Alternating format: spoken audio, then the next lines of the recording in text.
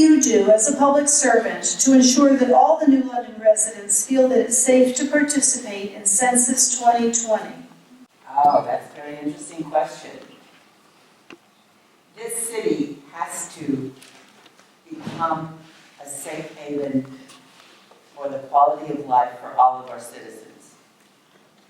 So I think it's very important that we all participate in the census, because that's going to give us more officers on the road, more security from our government,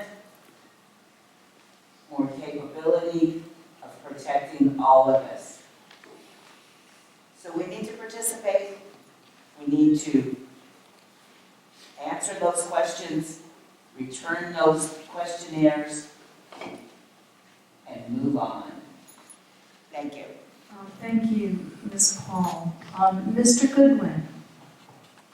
So I think that question is easier said than done when you reside in low income and you have everyday responsibilities that sometimes negate things that may help us in the future. So having reflection up here at City Council, being able to echo and communicate that out to constituents that look like them is going to ease that barrier of the understanding of why they should participate in that census. We need to focus on what mediums we have and what mediums we're utilizing to engage certain audiences. And we cannot do that without folks like myself who reflect that audience and can not be fearful in going to that audience and change the narrative, because that's what we're doing, changing the narrative.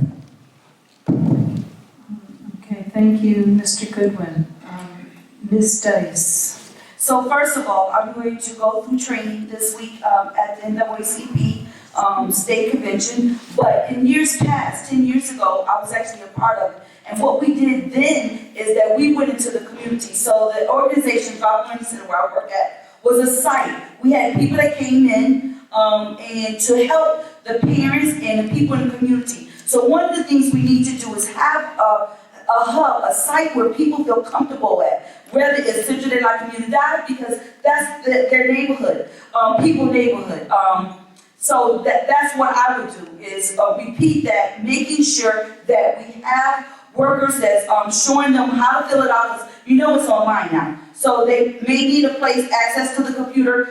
And one of the things that we should think about, even the schools helping out in evening hours, because they are going to be training people on how to use the program and to guide people. But the main thing is that we need to let them know that this. Okay, thank you very much. Oh, okay, thank you. Yes. The consequences of of being undercounted are dire. We could lose more representation in Congress and at the Electoral College if we're undercounted. City Council passed a resolution a year or two ago protecting all residents regardless of immigration status. I think we need to strengthen it with an ordinance.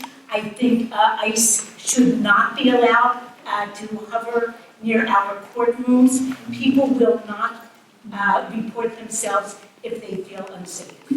Thank you.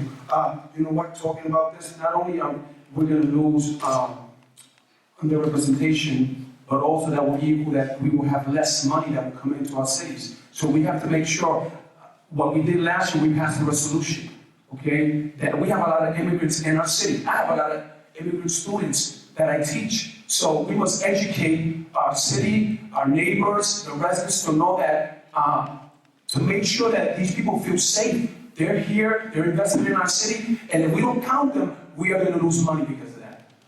Again, as Ron Stoller already said, the City Council has already taken an active role. We are now funding a facility that helps immigrants gain citizenship. Understand that it is very, very important that we get our numbers, because this is something that will last for the next 10 years. And so, as an elected official, I will continue to fund the good work that we have done in the past, my 2 terms, to make sure that people feel comfortable in this community so that they can. Okay. Everyone needs to be counted. As an expert when it comes to diversity and conflict resolution in the state of Connecticut, what I would do is I would have forums and reach out to the community by reaching out to church leaders and organizations that are connected to individuals that are not represented in the community. Because we have to go to the community to make sure those voices are heard and make sure they feel safe in the community. Just like when I think of my students, and some of the students here, they didn't feel safe when the whole political process was happening throughout the nation. This is our community. We have to make sure these people feel safe. Thank you.